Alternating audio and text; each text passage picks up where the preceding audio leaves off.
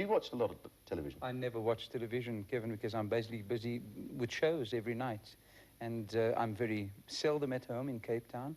I'm blessed by being... There's that word. Blessed. Oh, sorry. By being in Cape Town. Oh, Kevin. Next. Tell me truthfully. I mean, he is the big name in Bless Bridges. In this country, middle of the road music, Bless Bridges is the main man, or the main manner. What do you think of him?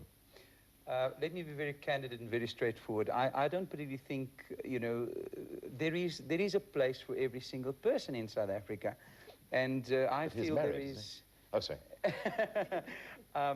Therefore, some people might like his music, and I'm very happy for it. Some people might like my music. Some people might enjoy, you know, rock and roll. I love Roland, you know, and just now he's got this incredible... We call it in the Latin languages simpatico, the simpatico feeling as he sits on the piano. The aura. Therefore, why should one genre of music, you know, rise to its peak at the expense of the other?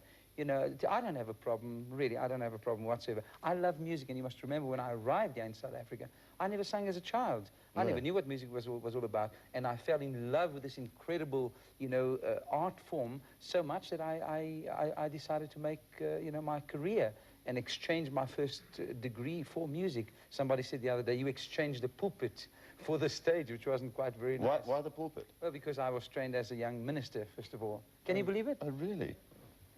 So you went from the pulpit into music? Yes. Is it very strange? Not really, because No.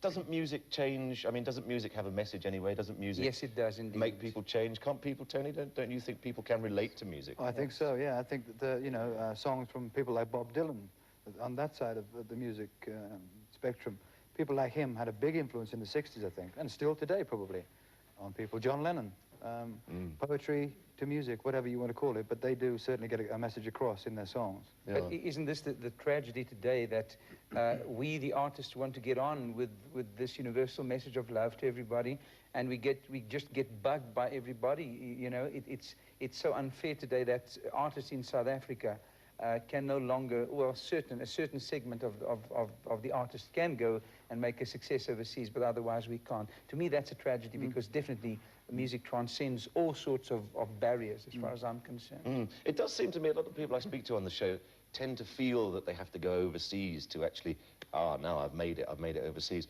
What's wrong with making it here? Nothing.